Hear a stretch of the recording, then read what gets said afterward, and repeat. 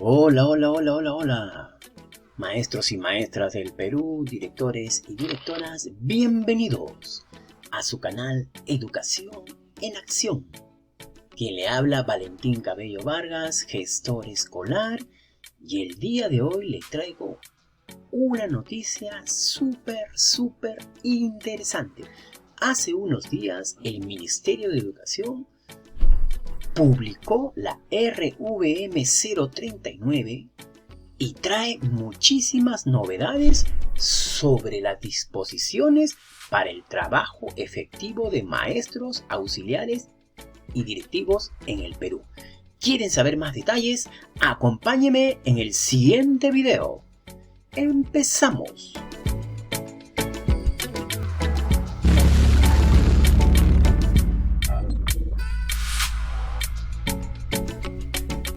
El Ministerio de Educación emite la resolución viceministerial 039-2022 hace unos días, con el cual da a conocer y deroga con la cual en su artículo 1 deroga el documento normativo denominado Disposiciones para el trabajo de los profesores y auxiliares de educación que aseguren el desarrollo del servicio educativo de las IE frente al brote del COVID-19.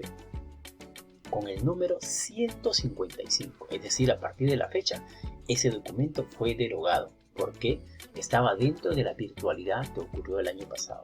Para este año, dispone aprobar el documento que dice Disposiciones para el trabajo de los profesores y auxiliares de educación que aseguren el desarrollo del servicio educativo en las IE en el marco de la emergencia sanitaria por el COVID-19.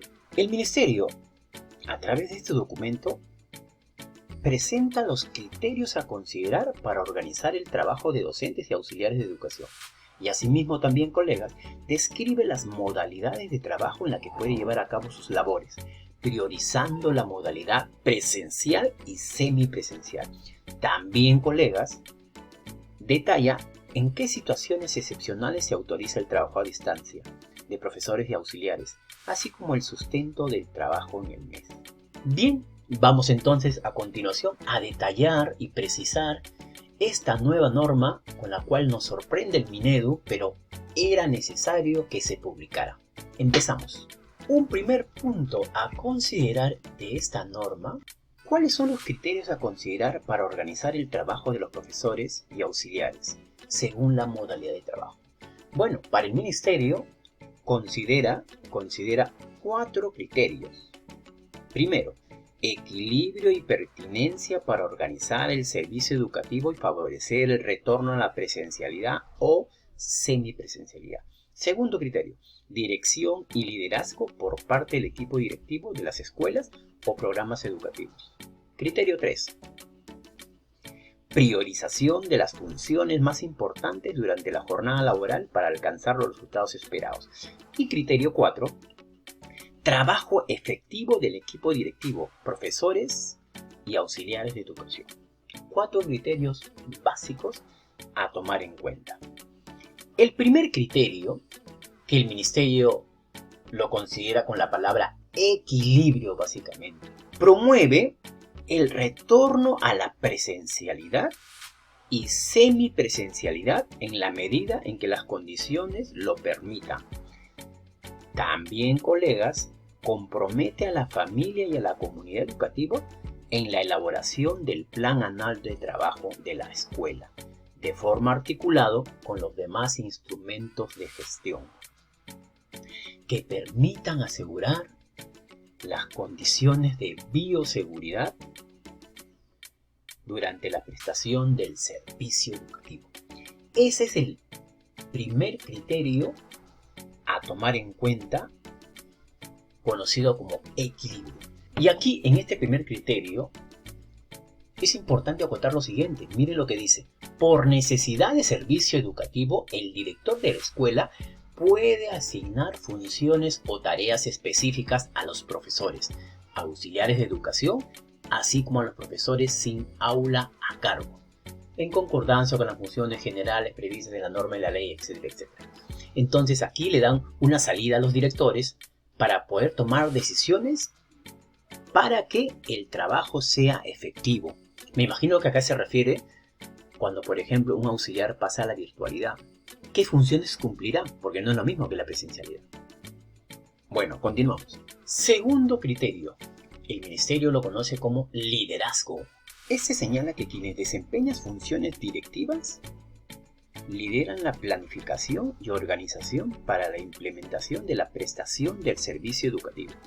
Asimismo, ejercen el liderazgo para promover la motivación, el trabajo colegiado, el soporte colectivo, el compromiso y un clima organizacional que integre las potencialidades de todos. También realiza el control de la calidad y el monitoreo para asegurar la ejecución de lo planificado, de acuerdo a las funciones y responsabilidades asignadas. Criterio 2. Liderazgo. Equipo directivo. Vamos al criterio 3, que el ministerio le ha llamado priorización de las funciones más importantes durante la jornada laboral. En este criterio hay que resaltar que se deben, dice el ministerio, priorizar las actividades que contribuyan directamente al desarrollo de las competencias de los estudiantes. Y para que esto sea posible, es necesario que las entidades involucradas eviten realizar o disponer acciones innecesarias ajenas a esa finalidad, así como requerir información que no será procesada o utilizada y en frecuencias que afecten la función sustantiva del profesor y auxiliar de educación. Criterio 4. Trabajo efectivo, lo llama el ministerio. Según el ministerio, este criterio señala que el equipo directivo, profesores y auxiliares deben comprometerse a cumplir con las metas como indicador de trabajo. Asimismo señala que el cumplimiento efectivo del trabajo será monitoreado y supervisado por la UGEL y la misma escuela. Bien, hasta ahí los 4 criterios importantes a tener en cuenta: equilibrio, liderazgo, priorización y trabajo efectivo. Para este documento, ¿cuáles son las modalidades de trabajo? Bueno, en el 5.2 desarrolla que hay 3 modalidades, que ya las conocemos, ¿no? Vamos nuevamente a refrescar, que las vuelve a afianzar este documento, la RVM 039. El trabajo presencial, la primera modalidad, el semipresencial y el trabajo a distancia. Son las 3 modalidades de trabajo que se pueden prever. Sobre el trabajo presencial, los profesores y auxiliares asisten de lunes a viernes a las escuelas, de acuerdo con el horario regular, es decir, en inicial 5 horas, primaria 6 horas por día y en secundaria 7 horas. La prioridad en la prestación del servicio educativo la tiene la modalidad presencial, recalca el ministerio. O sea, nuestra primera prioridad como escuela, como comunidad educativa, es el trabajo presencial. Y cuando las condiciones no lo permitan, es decir, el aforo de las aulas no alcanzan para mis 30 alumnos, 35, me han contado en algunos casos 40, 45 alumnos, yo no entiendo cómo llegaron hasta ahí, pero bueno, se deben considerar las modalidades de trabajo semipresencial y o a distancia. Colegas, para el caso del trabajo presencial, hay que tomar en cuenta siempre el aforo de las aulas, ¿no? Dándole el metro de distancia y tomando las diversas situaciones que se pueden prever.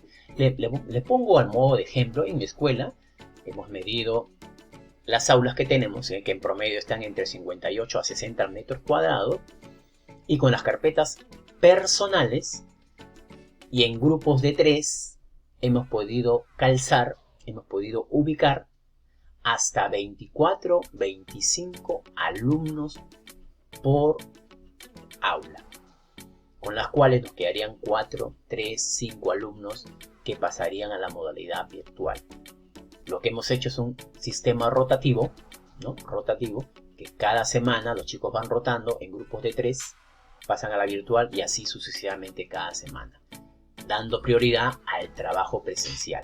Para el trabajo virtual estamos utilizando no el WhatsApp, sino de acuerdo a mi contexto, de acuerdo a nuestro contexto, que no es el contexto de todo, por supuesto, estamos usando la plataforma Classroom, ¿no? Google Classroom, que el año pasado nos facilitó bastante y que ahora también nos sigue usando. Ya los chicos lo saben trabajar, así que no hay ningún inconveniente. Incluso en este último que hubo el paro de transportistas, pasamos a virtualidad y ya teníamos todo establecido, las aulas están activas, están funcionando, entonces no tuvimos ninguna dificultad.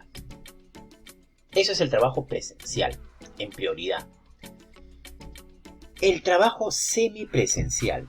Para el semipresencial, maestros y maestras del Perú, el ministerio dice que esto es combinando el presencial y el semi, ¿no? O sea, días de presencial y días de virtualidad.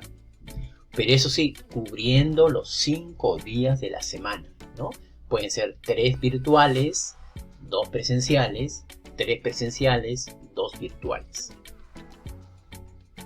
En los turnos y horarios establecidos, ¿no? Y dependiendo de las características y condiciones de la escuela, por supuesto, ¿no? Eso es importante. Importante también la conectividad, ¿no? Para la virtualidad, la conexión es importante, por eso hay que tomar en cuenta todos los detalles. Y para el trabajo a distancia, que según la norma, se brinda solo de forma o de manera excepcional. Solo de manera excepcional, y es aplicable prioritariamente a los profesores y auxiliares de educación que se encuentren dentro del grupo de riesgo. Conforme a lo establecido en el literal F del numeral 5.1 de la norma sanitaria 135. Bueno, para esto hay condiciones que ya lo vamos a ir desarrollando más adelante según la norma. Entonces, repito, trabajo a distancia es excepcional. Vamos al punto 3. ¿Cómo se autoriza el trabajo a distancia? Que es lo que mencionaba hace ratito. El trabajo a distancia, maestros, se brinda de manera excepcional, únicamente por casos de cambio en la condición epidemiológica establecida por el MINSA, por cuarentenas y o condiciones de comorbilidad de los estudiantes, docentes y auxiliares de educación. Y para eso hay que seguir un procedimiento, ¿no? Un procedimiento importante que menciona la norma. Vamos a considerarlo como 5 pasos. Paso número 1. El profesor o auxiliar de educación que se encuentre dentro del grupo de riesgo, conforme a lo establecido en la norma sanitaria correspondiente, debe presentar su declaración jurada de salud, que está en el anexo 2 de la resolución 531, ante el director de la escuela o el responsable del programa educativo de manera física o virtual. Primer paso, documento. Segundo paso, el director de la escuela o el responsable correspondiente, en un plazo máximo de 3 días hábiles contados a partir del día siguiente de recepcionar la declaración jurada de salud, determinará la autorización o denegatoria para la realización del trabajo a distancia, tomando en cuenta la Directiva Administrativa 321 del MINSA. Paso 3. El director de la escuela o responsable debe expedir el documento de autorización o denegatoria del trabajo a distancia y notificar al profesor o auxiliar de educación, conforme a lo establecido en las normas correspondientes. Paso 4.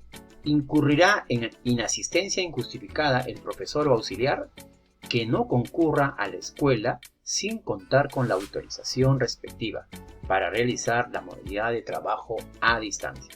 Y como paso 5, colegas, el director de la escuela o responsable del programa supervisará que el profesor que cuenta con la autorización para realizar el trabajo a distancia, trabajo remoto, trabajo virtual, cumpla con los horarios, medios de comunicación y herramientas acordadas con los estudiantes y o familias. Bien, maestro, estos son los 5 pasos que hay que tomar en cuenta para la autorización del trabajo a distancia de algún maestro que tenga algún tipo de comorbilidad. En este sentido, hay situaciones que se van a presentar y en el cual hay que tomar decisiones los directores, directoras. Por ejemplo, supongamos que una escuela tenga los 5 días presencial en secundaria y en primaria, ¿no? Y haya establecido un horario, por ejemplo en secundaria, que es más complicado, y la profesora que va a pasar a virtual ya tiene un horario establecido y los chicos están en el colegio. Si pasa a virtual, ¿cómo harían los chicos para recibir su clase virtualmente si están en la escuela? Un gran dilema a resolver, porque para eso se necesitaría un apoyo o soporte tecnológico. ¿Todas las escuelas contarán con ello? Habrá que evaluar. Y si fuera así, y si fuera fuera el horario de clases, sería ya un horario más extendido para los estudiantes. Y probablemente se estén perjudicando con el tiempo dedicado a los estudios. Bueno, en ese sentido hay muchas cosas por resolver. Habrá que coordinar con el maestro o auxiliar de educación y el directivo correspondiente para tomar la mejor decisión, sobre todo que beneficie al estudiante. Ahora, ¿en qué situaciones se suspende el trabajo presencial o semipresencial? ¿Qué nos dice la norma? Bueno, la norma nos da ciertas situaciones interesantes que a tomar en cuenta y dice lo siguiente. Como primera consideración, se configura para el aula en la que se encuentran casos confirmados o sospechosos de COVID-19 por el periodo de cuarentena establecido por el MINSA, correspondiendo al director o directora de la escuela dentro de las 24 horas de la confirmación del caso o casos, comunicar a la DRE y UGEL, según corresponda, y a la comunidad educativa la suspensión temporal del uso de los ambientes. Es decir, si en el tercero A del nivel secundario hay casos sospechosos o casos, pues esos chicos pasarán a cuarentena, con la cual la presencialidad que había pasa a virtualidad, ¿no? Básicamente ese salón. Ahora, y en secundaria yo me pregunto, ¿no? Si un salón tercero A pasa a virtual y los demás siguen en presencial, ¿cómo harán los maestros para dictar las clases si los chicos están afuera? Es complicado, ¿no? Si se dan cuenta, es complicado esto de al mismo tiempo y simultáneamente estar en el colegio y dictar la virtualidad, ¿no? Como que los horarios se van a descuadrar y hay que tener soporte tecnológico. Algunas escuelas lo pueden tener, pero todos no creo que estén en esa condición. Una segunda situación, en ese orden, cuando un profesor o auxiliar de educación o un estudiante se encuentre como caso sospechoso de COVID, el profesor o auxiliar deberá informar al director sobre dicha situación, quien a su vez determina la variación de la modalidad de trabajo presencial o semipresencial a trabajo a distancia, por el tiempo que dure la cuarentena. Aproximadamente, si mal no recuerdo, están entre 7 a 10 días, ¿no? Útiles. Y como tercera consideración, para la suspensión temporal del trabajo presencial o semipresencial, el profesor o auxiliar de educación que se encuentre como caso confirmado de COVID deberá presentar su solicitud de licencia con goce de remuneraciones por incapacidad temporal, conforme a los lineamientos establecidos en las normas correspondientes. Bien, de esa forma es como se podría suspender las clases presenciales y pasarlo a virtuales. Sobre la jornada de trabajo. Sobre la jornada de trabajo, esta norma precisa lo siguiente, ¿no? La jornada de trabajo debe respetar la jornada máxima prevista en el artículo 6.5 de la norma de la ley de la reforma magisterial, el cual es 30 horas de trabajo para los maestros pedagógicas, ¿no? De 45 minutos. En cambio, en los auxiliares es 30 horas cronológicas, 6 horas por día. Y en el personal administrativo y de servicios, pues 40 horas a la semana cronológicas, ¿no? Por ahí creo que no hay ningún inconveniente. Otro punto importante, actividades que realizarán los profesores en esta etapa presencial y o semipresencial. El ministerio está poniendo a consideración pues las siguientes actividades que estamos viendo en pantalla. Vamos a ir leyendo, vamos a ir precisando. En el primer caso, primera precisión, como actividad de los maestros, determinar las experiencias de aprendizaje a desarrollar de acuerdo a las características, necesidades, contextos de sus estudiantes y tipo de prestación del servicio educativo. Una siguiente actividad, interactuar con las estudiantes y sus familias. Una tercera actividad, utilizar los recursos brindados en la implementación de la nueva escuela y complementarlo con cualquier otra estrategia nacional, regional, local o de la IE. Ahí se puede considerar pues la plataforma Aprendo en Casa, ¿no? Que ahora ya no es obligatoria. Otra actividad importante es brindar tutoría y orientación educativa como medio para brindar soporte emocional. Muy importante, colegas, este punto, porque los chicos han estado 2 años en virtual y tenemos que dedicar un tiempo a esta acción y actividad importante. Otra acción importante de los maestros es desarrollar la evaluación desde un enfoque formativo. Eso ya lo venimos trabajando desde el año pasado y el año pasado, pero ahora con mayor razón nuestro enfoque, nuestra mirada debe ser desde un enfoque formativo. No evaluar al alumno para jalarlo, sino para que siga mejorando cada vez más. Y utilizar el error como una estrategia, no como un castigo. Otra actividad, participar en espacios de trabajo y aprendizaje colaborativo donde se organiza el trabajo pedagógico y se comparten experiencias e información relevante para la mejora de su práctica profesional. Aquí, en secundaria, definitivamente la hora colegiada se tiene que potenciar, se tiene que mejorar. Y sobre todo, donde todos los maestros a nivel de área puedan trabajar y hacer un trabajo colaborativo, un trabajo cooperativo de intercambio de experiencias, el cual los va a enriquecer a todos seguramente. Otro, promover la práctica de 10 minutos de actividad física, recreativa y artístico-cultural durante las sesiones pedagógicas para fortalecer el bienestar socioemocional del estudiante. Nos está diciendo entonces aquí, en esta actividad importante, que nosotros debemos considerar como parte de nuestra sesión de 2 horas, 3 horas, etc., 10 minutitos a una actividad física. Hacerlos mover a los chicos. Que hagan una cierta sesión de movimientos para que se estiren, se relajen, etc. Es importante, sobre todo en estas circunstancias. Y otras medidas que pueda disponer el colegio dependiendo del contexto y la situación. Seguimos. Ahora, ¿qué actividades hacen los auxiliares de educación? Los auxiliares de educación hacen 4 actividades y las 3 primeras son las siguientes. Apoyar y participar activamente en las actividades que realizan los profesores en cumplimiento de su planificación de experiencia de aprendizaje. Segunda, apoyar a los profesoras en el monitoreo de la interacción con los estudiantes ante la ausencia de interacción de 2 o más días. En coordinación con la docente, se debe ponerse en contacto con las familias a fin de indagar las causas de las inasistencias y tomar las medidas pertinentes para lograr la continuidad educativa.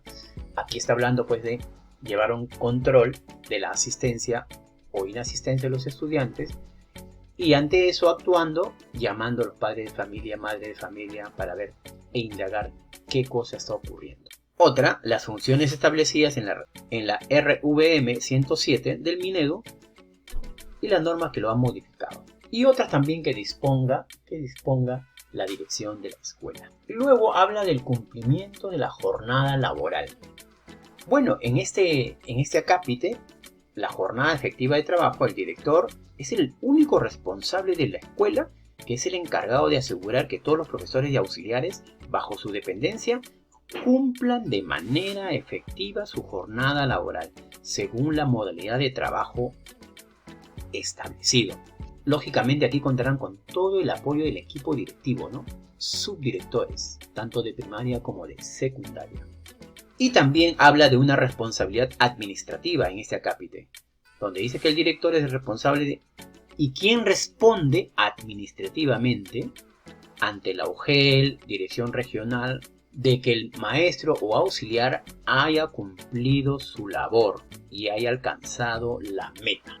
Vamos ahora al punto siguiente, que nos habla de la sustentación del trabajo realizado en el mes. Bueno, como todos saben, el año pasado y el anteaño también era un trabajo virtual, entonces, bajo la norma respectiva, los maestros y auxiliares estaban obligados a presentar un informe mensual de la labor realizada semana a semana. Ya para este año, con una presencialidad en la mayoría de los casos, la situación cambia. Entonces, para sustentar tu trabajo y tu asistencia y no tengas inconvenientes con los descuentos, se precisan 3 tipos de informes, uno para el presencial, otro para el semipresencial y otro para el trabajo a distancia. Para el presencial, bueno, en este sentido no hay ningún informe que presentar. El director hará el informe correspondiente de asistencia a través de lo que ustedes marcan, ya sea con un reloj biométrico, un cuaderno de asistencia, etcétera, ¿no? Ahí no hay ningún inconveniente. Cuando el trabajo es semipresencial, de la misma forma, el director verificará cómo están haciendo su trabajo tanto en la presencial como en la semipresencial. Aquí no hay ningún reporte. No hay ningún reporte o informe mensual que presentar, más que las evidencias correspondientes de que tú estás trabajando, ¿no? Con el director hay que coordinar esos detalles. En cambio, en el trabajo a distancia sí funciona igual que el año pasado.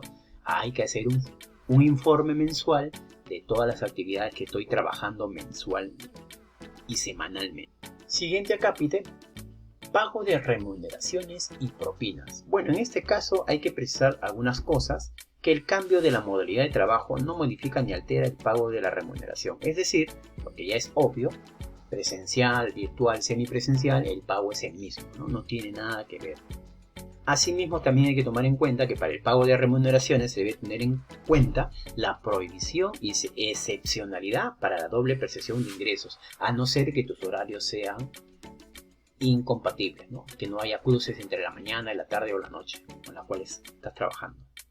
Asimismo, el director va a verificar que si el auxiliar o profesor no ha trabajado, no ha prestado los servicios acordados, se le tiene que descontar.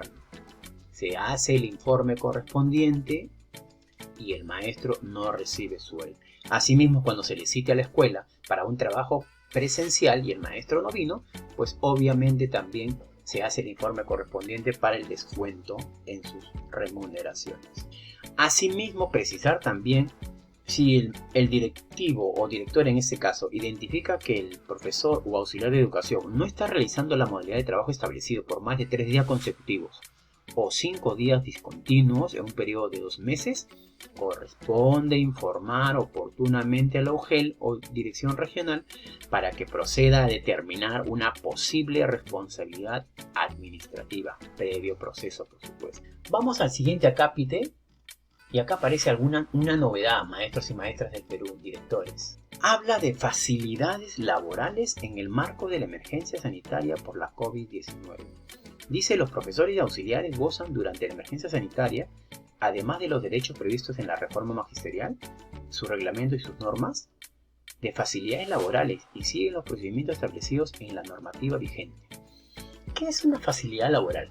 Yo entiendo que es como si fuera un permiso, ¿no? Es la única posibilidad que puedo yo explorar en este momento. No, porque por ningún lado aparece el permiso, a no ser que sea en la norma, pero... Ahora, para que el directivo te dé la facilidad laboral, hay que seguir pues cierto trámite.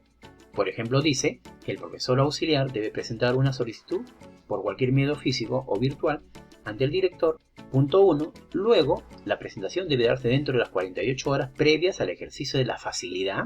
48 horas antes, se debe indicar el tipo de facilidad solicitada y las razones que justifican el pedido, adjuntando la documentación que corresponda. El otorgamiento de la facilidad laboral que resulte aplicable será pactado en común acuerdo entre el director y el profesor o auxiliar. A falta de acuerdo, el profesor o auxiliar decide entre las opciones propuestas por el director de la escuela en el caso previsto. Siguiente acápite.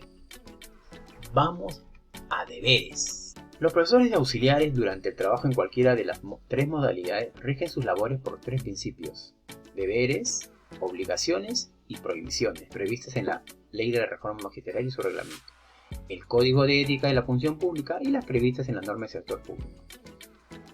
A ver, recordemos, maestros. Primer deber: cumplir con las actividades encomendadas, así como las disposiciones previstas en el presente documento normativo. B. Estar disponible durante la jornada de trabajo para las coordinaciones de carácter laboral que resulten necesarias. C. Completar la declaración jurada de salud. Ese es un dato importante. A veces los directivos te mandan un formulario para que completes la declaración. Nunca te olvides que tienes que llenarlo. Es parte de tu deber. Hacer uso adecuado de los equipos o bienes entregados por la prestación del servicio. Importante también. Otro, participar en el espacio de formación virtual Perú Educa. campo virtual con los cursos disponibles en esta plataforma. Este deber también es importante porque siempre durante el año hay que ir participando, si bien no en todos los cursos, pero en los que de acuerdo a mi formación que yo requiero, puedo ir participando virtualmente en este espacio. Y otros previstos en las normas complementarias para asegurar la prestación de servicio educativo. Y luego ya vienen las responsabilidades, tanto del Minedu, tanto de la DREL, de la UGEL, y nos detenemos en la escuela, ¿no? Que es la que está más cercana a nosotros. Como primera responsabilidad, dice el director de la escuela, como responsable directo comunica al profesor o auxiliar la modificación del lugar de la prestación de servicios.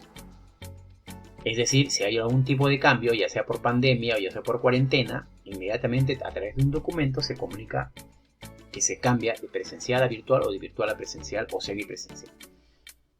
Otra responsabilidad importante del directivo, liderar la planificación y organización de la prestación del servicio educativo. Lógicamente aquí organizado con todo su equipo directivo. Otro, monitorear de manera oportuna el trabajo a distancia del profesor o profesora y auxiliar de educación. Eso es en el caso que haya distancia. Otro, adoptar los mecanismos de comunicación permanente, acompañamiento y seguimiento a los profesores y auxiliares de educación que les permite asegurar el desarrollo de las actividades educativas, considerando todas las modalidades previstas, ¿no? Otro, identificar a los profesores y auxiliares de educación que se encuentren dentro del grupo de riesgo debido a su edad o a los factores clínicos, y asimismo estar atento a las declaraciones juradas que vayan presentando. Otro, recepcionar y tramitar las declaraciones contenidas en el anexo 9 de la Directiva Administrativa número 321, a fin de autorizar el retorno o reincorporación a las labores presenciales o semipresenciales. Otro, realizar el acompañamiento y monitoreo en base a la jornada de trabajo u horario definido en el plan anual de trabajo. Puede ser en la mañana, puede ser en la tarde o en el turno noche, que también están los CEBAs. Otro, generar espacios de trabajo y aprendizaje colaborativo, donde se organice el trabajo pedagógico y comparten experiencias de información relevante para la mejora de la práctica pedagógica. Otro, sensibilizar a los miembros de la comunidad educativa aún no vacunados contra el COVID-19 para avanzar en la aplicación de todas las dosis. Colaborar con las autoridades sanitarias de su jurisdicción para los procesos de vacunación en beneficio de la comunidad educativa. Y otros los que se encuentren establecidos en la norma. Finalmente, maestros, vamos llegando a la parte final, disposiciones complementarias, y aquí lo destacado de estas disposiciones dice que el equipo directivo de la escuela o especialista de educación, etc., incurren en responsabilidad administrativa, es decir, le pueden abrir proceso si es que validan que alguien no trabajó y dicen que ha trabajado. Así que hay que tener bastante cuidado con eso. Otro punto importante, dice, los profesores o auxiliares de educación a quienes se designó trabajo a distancia podrán solicitar su retorno o reincorporación a las labores presenciales. Bueno, otro, además de las disposiciones complementarias, ya en la parte final están los anexos. Anexos importantes que yo puedo ir trabajando en mi labor día a día. Bien, maestros, es todo lo que quería compartir con ustedes de esta nueva norma, la 039, disposiciones para el trabajo en esta nueva coyuntura de trabajo presencial, semipresencial y en algunos casos virtual. Son todas las novedades que trae este documento. Si te gustó el video, ponle like correspondiente, suscríbete a mi canal Educación en Acción, no cuesta nada, es totalmente gratuito. Si tienes algunas preguntas, algunas dudas, algún comentario, puedes escribir en el chat del video y lo estaremos respondiendo a la brevedad posible. Para mis suscriptores del canal Educación en Acción, tienen el WhatsApp correspondiente por el cual también pueden conectarse y formar grupos del canal donde estamos compartiendo información relevante para todos, exclusivo para los suscriptores. Y sin más que decirte, nos estamos viendo. Hasta la próxima. Cuídense.